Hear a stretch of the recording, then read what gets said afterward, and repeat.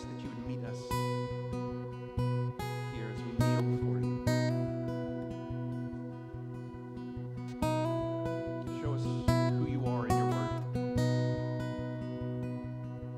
We ask this in Jesus' name. Amen.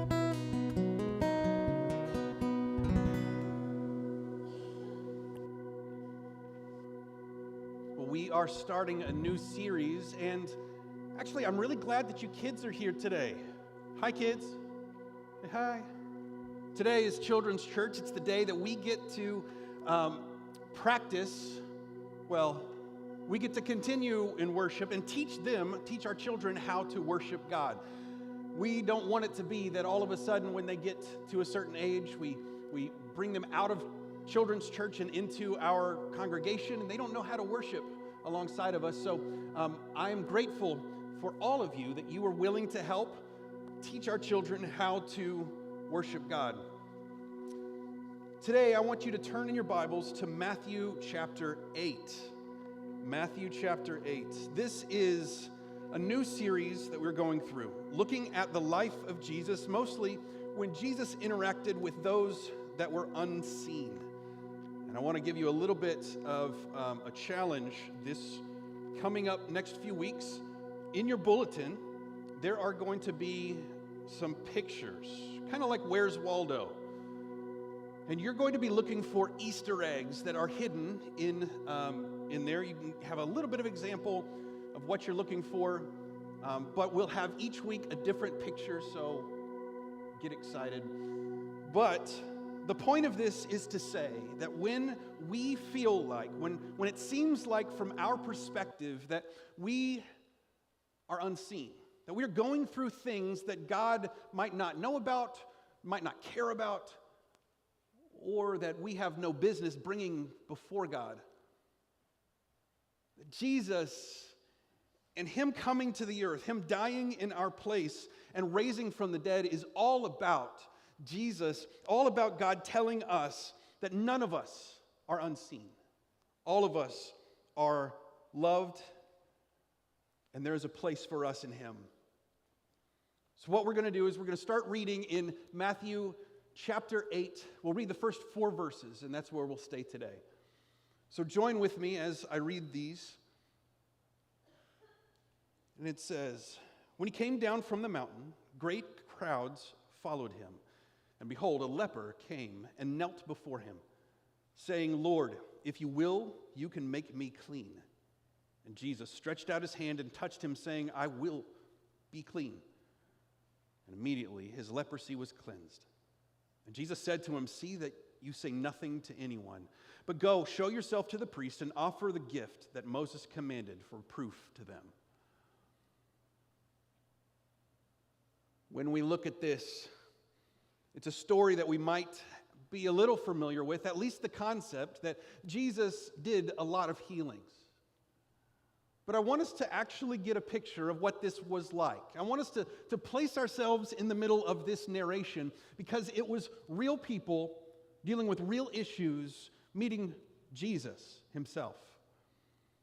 And so let's dig in and dive into the story.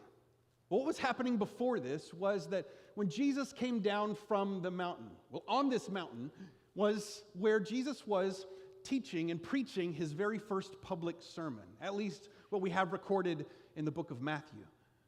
This is a really popular sermon, a great sermon, and it's known as the Sermon on the Mount.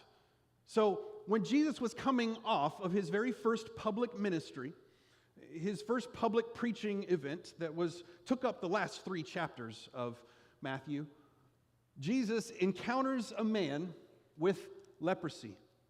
But while He was going, He had great crowds following Him.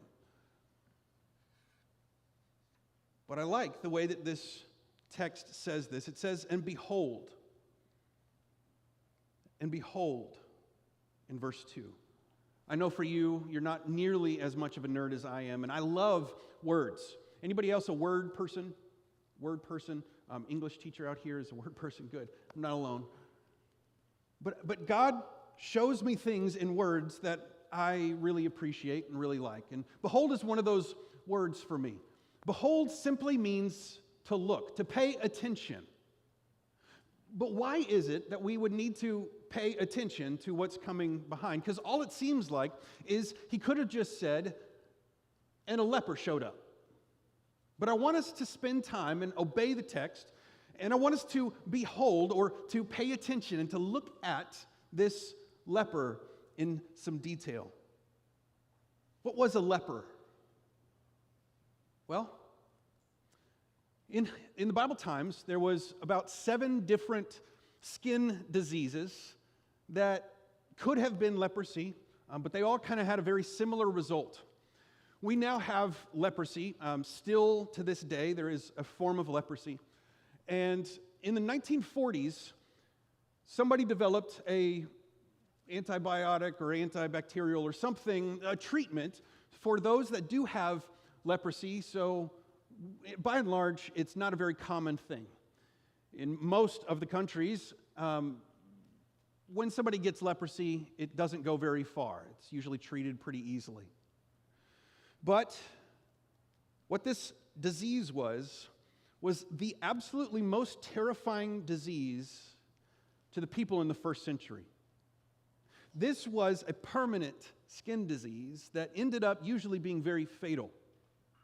It was a numbing rot of the skin. You would lose feeling, and then your skin would start to eat itself. It resulted in the skin slowly rotting away, of intense smells. Oftentimes, it would be oozing, painful sores. And in later times, the toes, the fingers, feet, hands, ears, teeth, your nose, sometimes even your eyes would fall out. It was highly contagious. But like I said, thankfully they came up with a treatment. But during the time before there was treatment, before there was medical interventions for this, it was probably the scariest thing that anybody could have or receive. This was a little bit like cancer, except that thankfully with cancer, we crowd around the people that have that. We love on them, we show them that we care, and we do the best that we can to help them. But that was not the case then. In that case, back in the day, there are safety measures that had to be put in place to protect the community and make sure that this didn't spread. They were not allowed to stay in the community, so they would live their lives gathered in small camps, usually on the outside of cities, very close to the garbage dumps. Even today, there are some leper colonies in places like Ethiopia, Sudan, and India, but they could not have any physical contact with any other humans, especially with those that were healthy. They were required to keep a 6-foot distance. Interesting. But 150 feet if there was wind. Everywhere they went, they had to shout, "Unclean! Unclean!" They had to wear bells on their clothing, tied to their clothing, so that people would know where they were, just like cattle, if they couldn't see them. If they got too close to someone, there was laws that a person could legally be allowed to throw stones at them, either to drive them away, or if that didn't work, to kill them. Having leprosy was a living death. Not only was it physically excruciating, debilitating, painful, but there was also this stigma to it. That people believed that it was God's punishment for being a bad person. And somewhere along the way, this person has done this and they deserve to feel this way, to live this out, and they're getting what they deserve.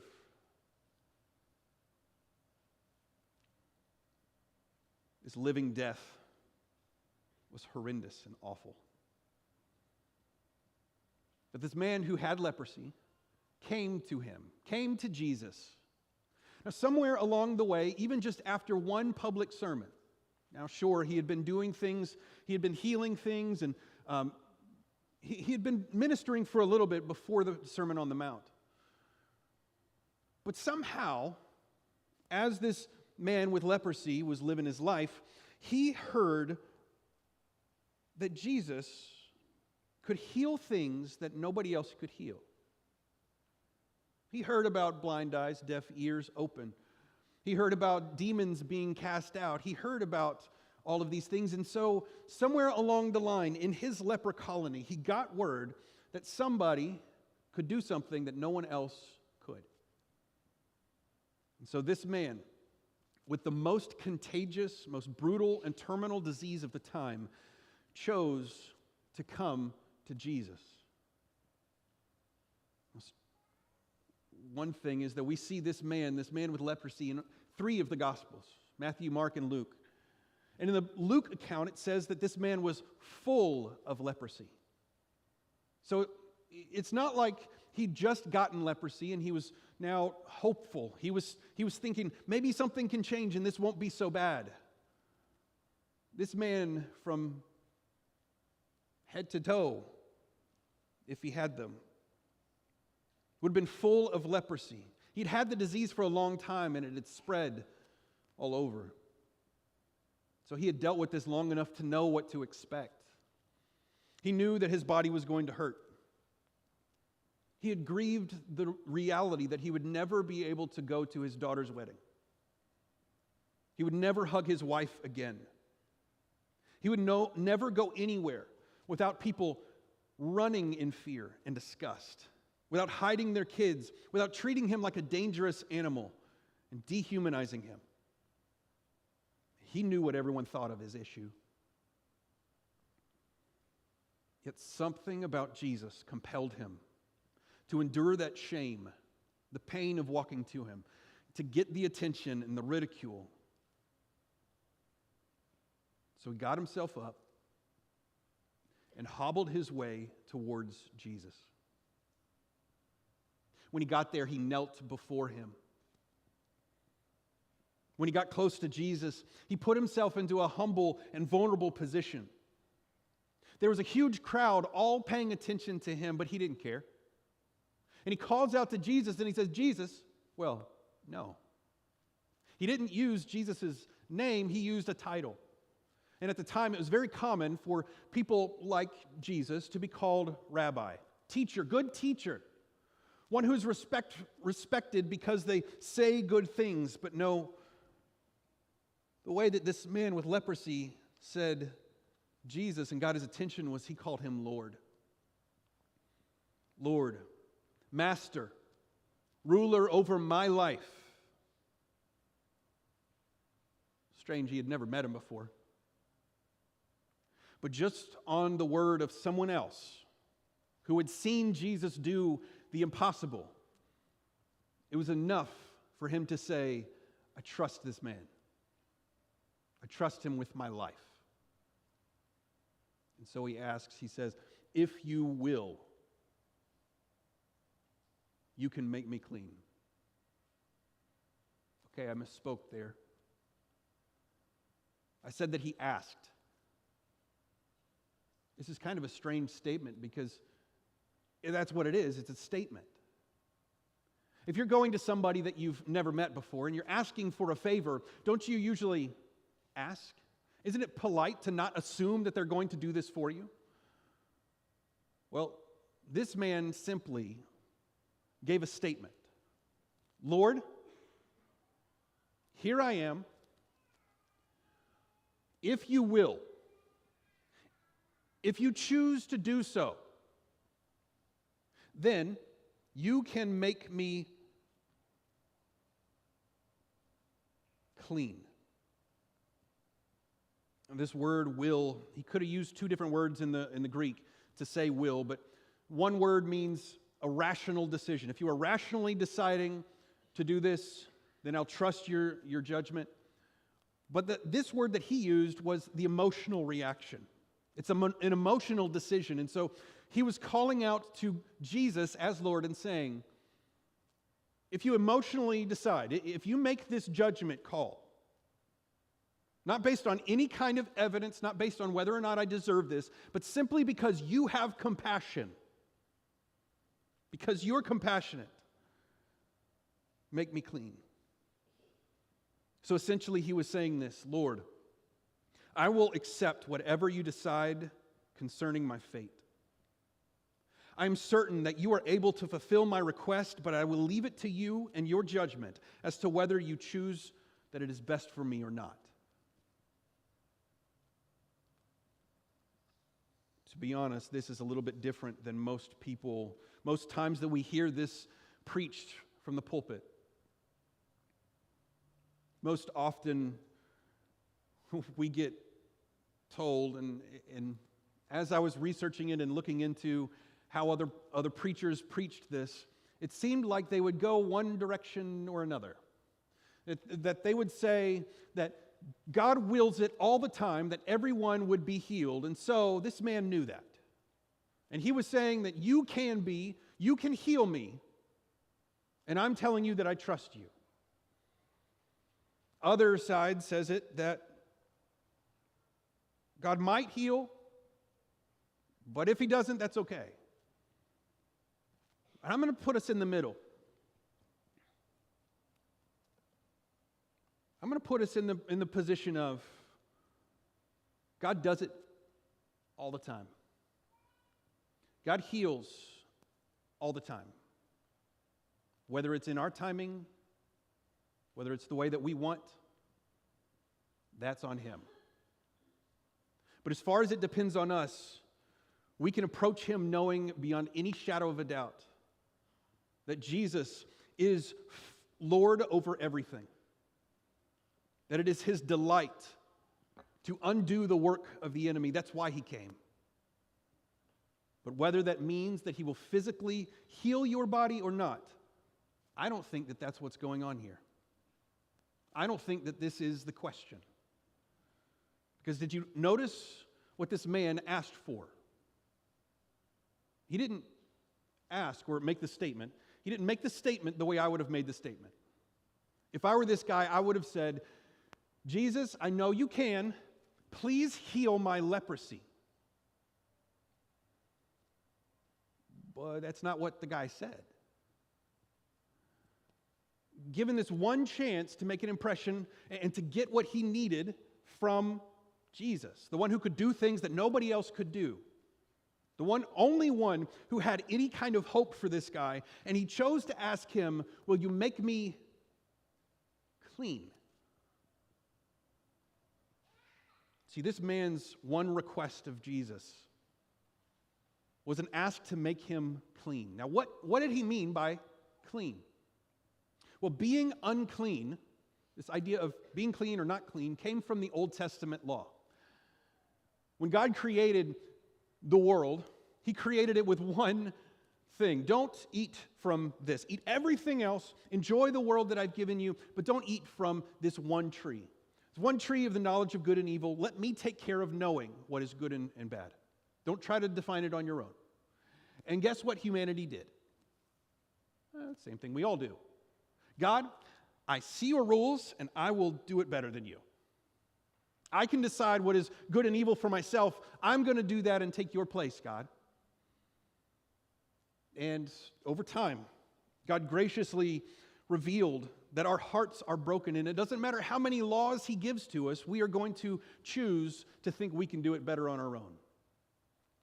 But in the law, in the way that his people, Israel, ought to live life, God gave provisions. What he said was, there is a way that we can be right with God and sin. And he made a distinction in the Old Testament.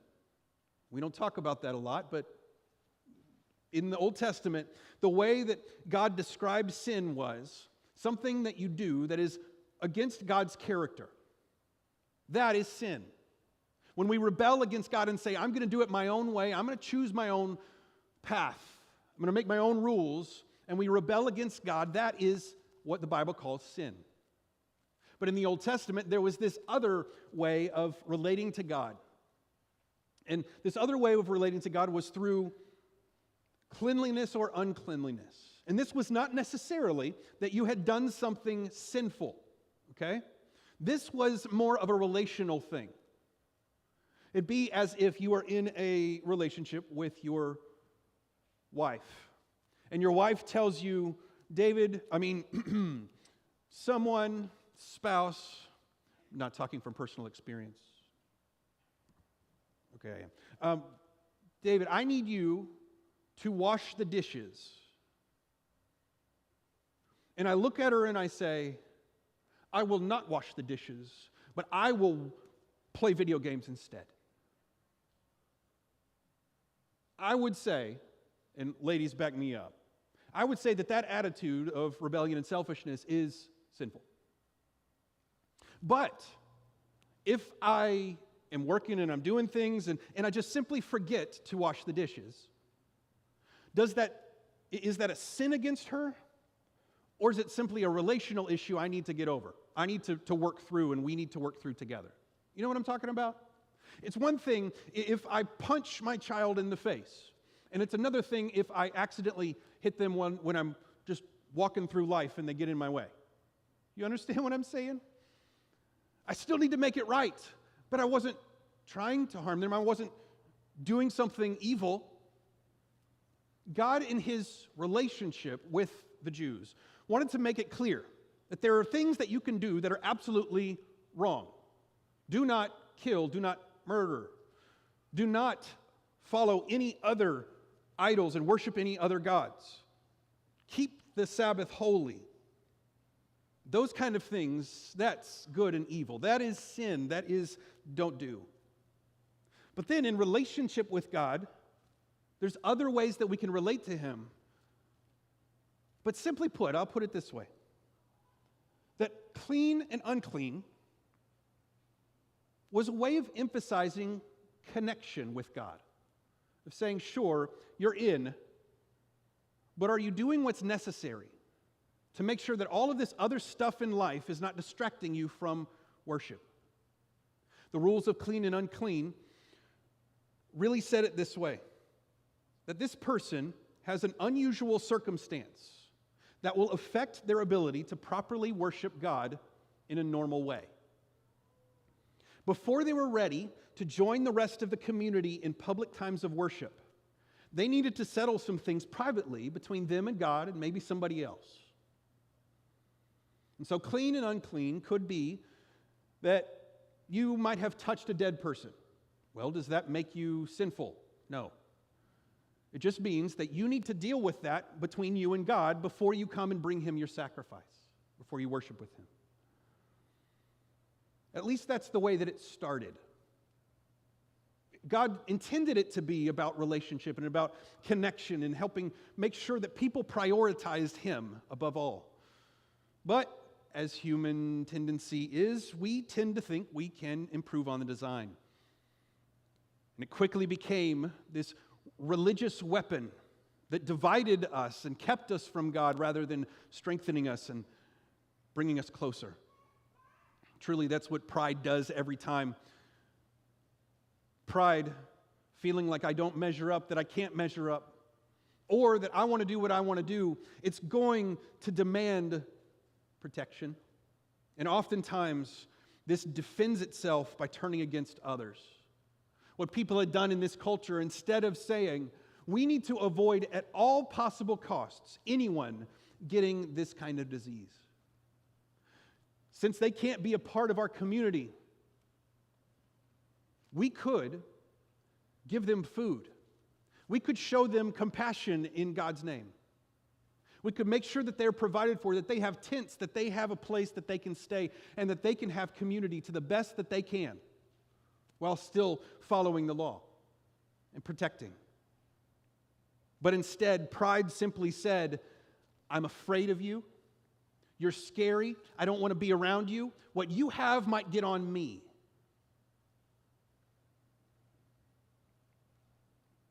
This man, when he was approaching Jesus, recognized that there was more to his issue than just the physical issue. But what was going on with him physically in the real world was affecting his ability to worship God freely. This man's greatest desire was to be free to worship God with God's people. And that is where this whole thing takes a turn for me. Maybe you can relate. I mean, I totally understand this guy's need for physical healing, right? If you were diagnosed with anything, especially some sort of terminal disease, what would you do? Well, you would go to great lengths to make sure that you were healed.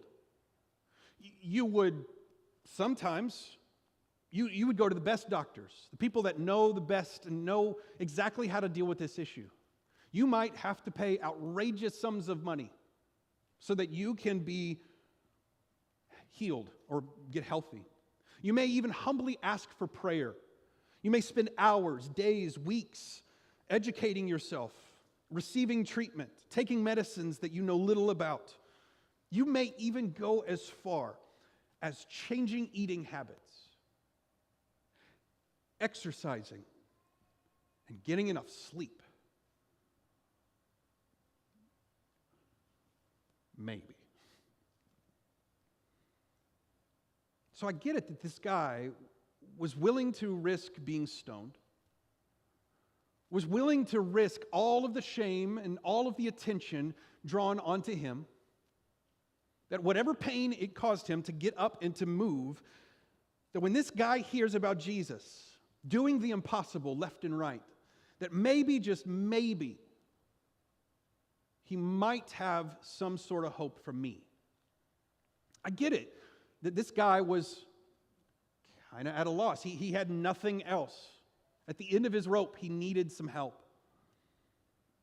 But it feels much, much different when you realize that this guy's goal was not just that Jesus would fix the problem on the outside, but that he would also fix this spiritual issue. Sure, the physical problem was permanent. It was embarrassing, disfiguring, socially unacceptable. But on top of all that, it was an insurmountable wall between him and God.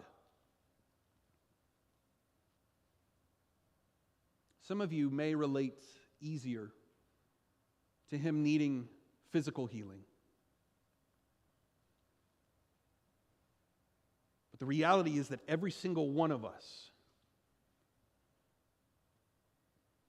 has a leprosy in our soul known as sin.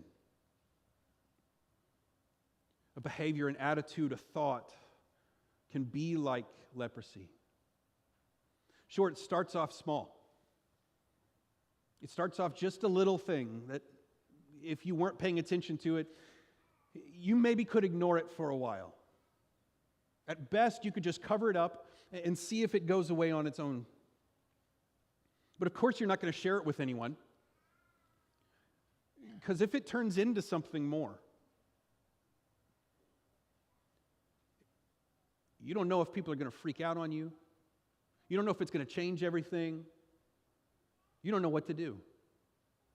Now, at the time, lepers were supposed to, whenever they would, anybody, any Jewish person, anytime that they had a rash, were to go to the priest, and the priest were specially trained to be able to recognize this is that issue. This is that skin disease. And if it's not that skin disease, here are methods that we can do to help relieve that, and that we can just ensure that this is what it is. So they had things in place that could have helped. But of course, we don't have anything like that. When we deal with things in our own soul, there's nobody that's ever dealt with this thing before. There's nobody that understands what I'm going through. And we believe the lies that it'll just go away on its own. And maybe if we cover it up, it'll go away. But eventually, it starts to affect other areas of our lives. We can't hide it forever, and eventually someone sees what we've been trying so hard to hide.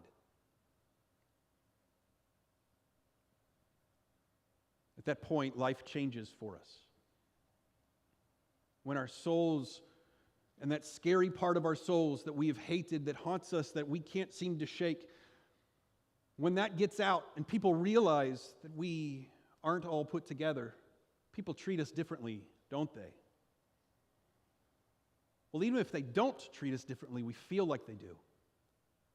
And so every time we get around people, we think that they're thinking about this issue. It's isolating.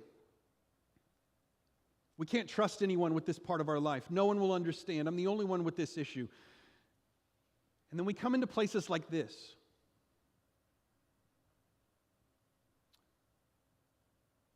And we look around and we see everybody smiling. We see other people and we think, man, they've got their life together. They'll never understand what's rotting in my soul.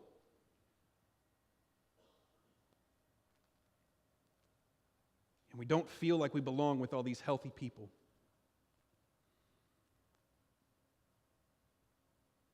So we avoid getting help. We avoid sharing with those that understand. And worst of all, it distances us from God. Maybe it's shame that we say, I can't get that close to God. He's so good. Why would he ever want to spend time with somebody like me? That what if I go to God? And what if I say, God, here's my issues, and you don't fix me?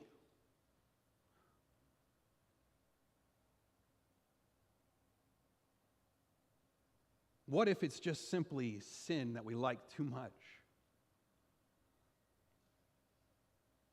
But this rot in our soul, it started off as a little something, a little compromise. It turns into something that feels like living death. We get it into our minds and we get this lie built in there that if Jesus only knew about this part of me, he would send me away. But are you sure about that? This man put himself out there, humbly said,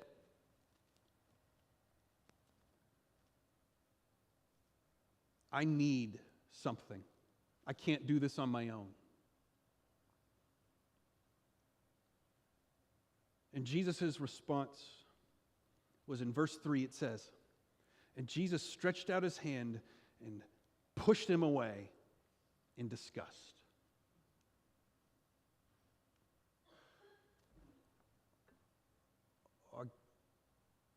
I guess that was my translation. Let me try again. And Jesus stretched his hand out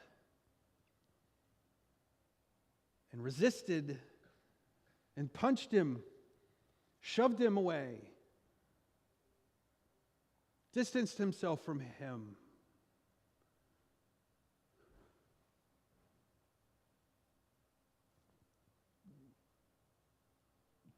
But it really says that Jesus touched him.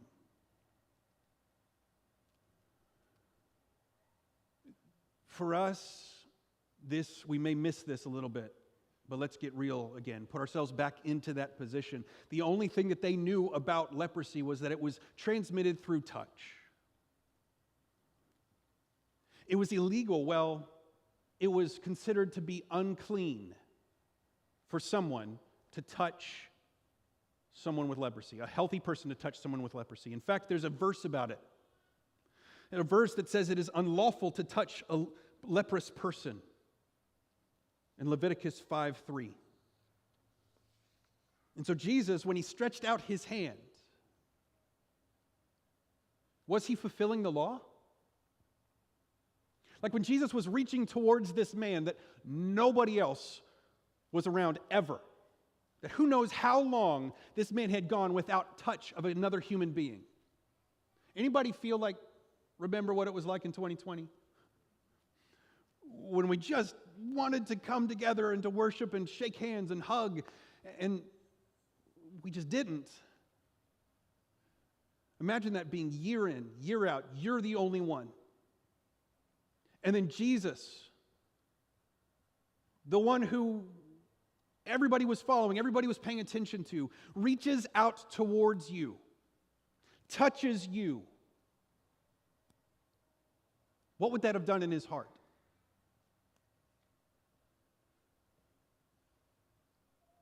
What was the thing that he wanted? Make me clean. Make it so that I can be a part of God's family again. That I can be right with God, that I can be right with His people, and that I can have community and belong again. And Jesus reaches out, doesn't break the law, fulfills the law by healing the man and making him clean. In the Old Testament, the idea was that anything that was unclean, if it touched something that was pure, it would make that pure thing impure. But when Jesus shows up, He flips that on its head. And He becomes infectious in His purity and holiness. And when Jesus reaches out and touches, this man is immediately made clean. His physical issues that were keeping him to be unclean, that was completely healed in an instant. In an instant, Jesus reached low. The King, the pure one, the holy one, the one who never, ever sinned, the only human on earth who never, ever sinned. Jesus reached down and touched what no one else was willing to deal with. There is no ditch. There is no sin. There is no evil that's rotting in your soul where Jesus' arm is not too short. Jesus will reach down. He will stoop to wherever you are, and He will reach towards you to meet you where you are. And when He does, what did He do for this man who was living just living a living death? Jesus brought life. When I talked about leprosy in the soul, let me be clear. Sometimes those things are sin. Sometimes it's addictions that we started once and we just can't stop. Maybe it's the powerlessness, the humility of losing your temper, of living constantly in a state of fear, where bitterness rots your soul. It keeps you from trusting anyone else. Maybe it's that you struggle with lying, maybe shame, maybe lust, maybe apathy, laziness. Maybe it's overworking. Maybe it's forgetfulness. Sometimes we can pick up this trauma, this difficulty, this rot in our soul from someone else, and it had nothing to do with us. That our history, that something has happened to us that we had no control over. That we were innocent and we did nothing to receive, but it happened. And it's still plaguing us. Whatever living death you feel is keeping you not from living your best life, but living the life God has called you to.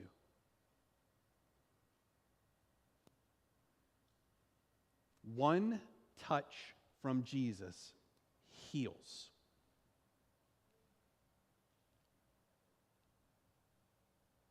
Every time that Jesus interacted with brokenness,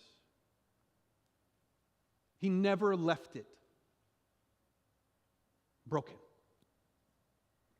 Anytime Jesus interacted with death, somebody came alive.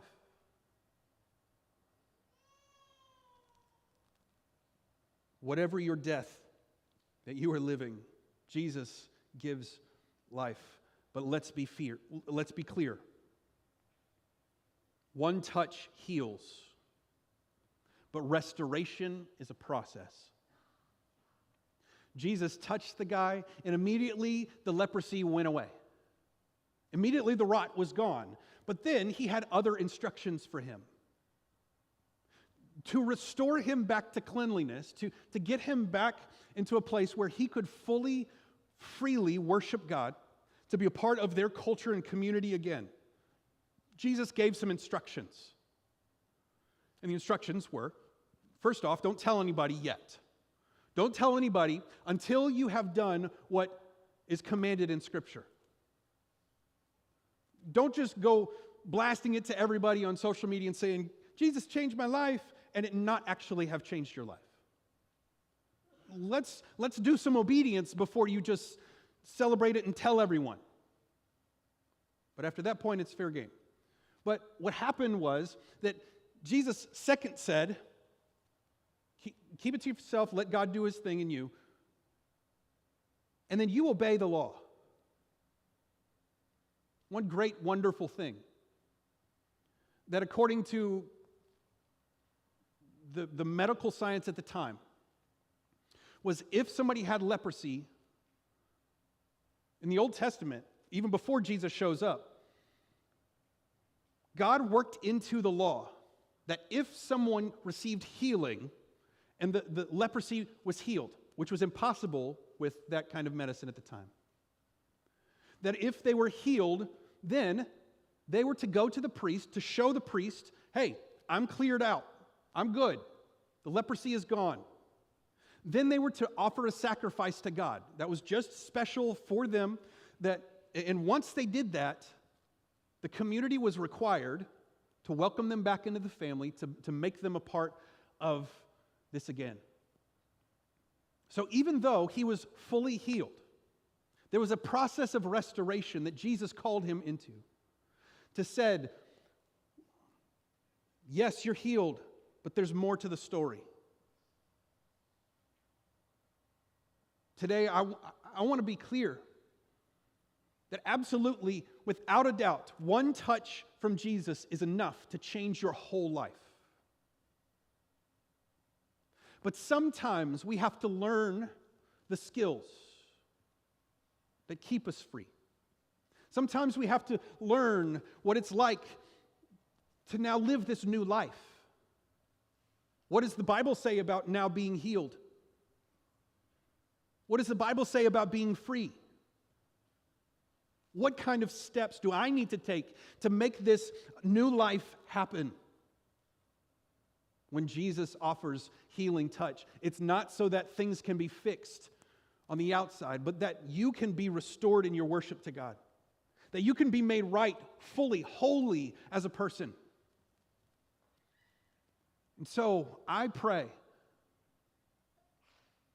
that the Lord wills it today, that whatever is haunting your soul, even if it's physical, even if it's spiritual, whatever's haunting your soul, that one touch today from Jesus. As you bow before him and say, Jesus, you are Lord, and you can do with me whatever you want, that in that touch, you are absolutely free. But I will encourage you, that's not the end. It's the beginning of life. One of the greatest things is that God has given us each other in this congregation. You know what's fascinating to me is when we do the new members workshop, I get to talk to people and I get to hear their stories about what God's done in their life and what brought them here. And it's fascinating to me to hear the consistent themes of this kind of pain, of this kind of thing that God healed and that Jesus was the only hope for. And now life is different, though it's still a struggle. I love hearing that I'm not the only one to struggle with in my faith. I promise you, someone in this room is dealing with what you're dealing with, has overcome what you're struggling with. There are other lepers in this room that have received healing. Some lepers who need to know your story, need to get to know you, and need to know that they aren't alone too.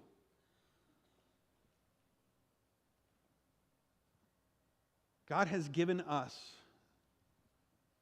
the blessed opportunity of mirroring Jesus to each other. And I want to tell you now that no matter what is eating at your soul, to Jesus and to us as a church, you are not disgusting. You belong here. While this may not be a leper colony, we once all were.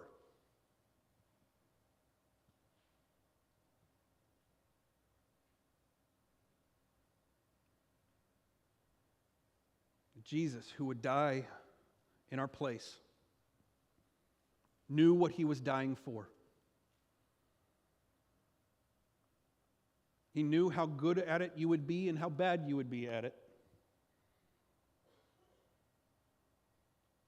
And he willingly gave his life so that you can be free.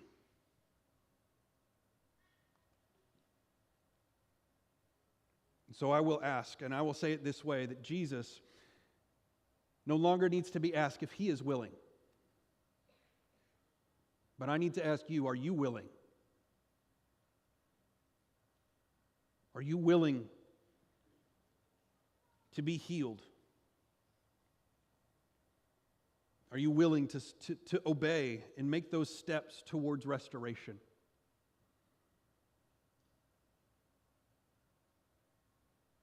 If so, in Christ,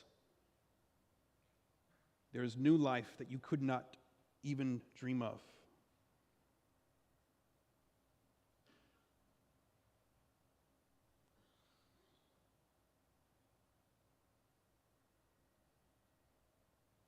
Father, I ask that you would show us how we are to respond.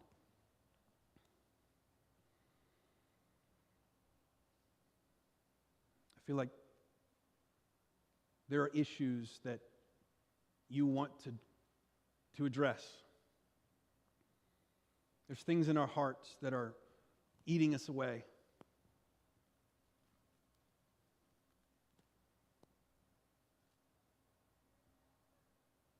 God, we need your touch. And so, Lord, we humbly ask. We know you're willing to heal our souls, make us clean. Lord, for those that need physical healing, I ask that you would give that grace as well. We know that you are good and that you can do anything and heal any disease. And so I ask, really, as a congregation, I ask for Jay Kemp to be restored to health.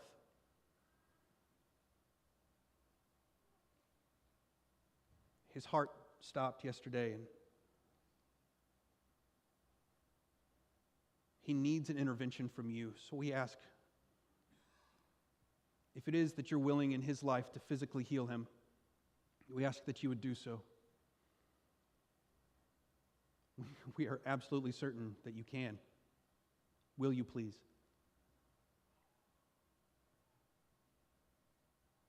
Lord, there's also things in our hearts that we feel ashamed of, that we want to hide, that we think distance us from you. And so, God, we ask that you would make those clean.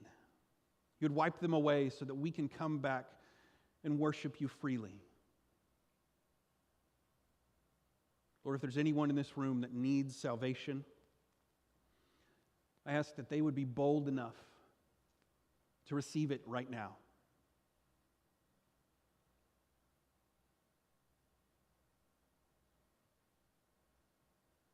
I'm going to ask that you continue with your eyes closed and prayerfully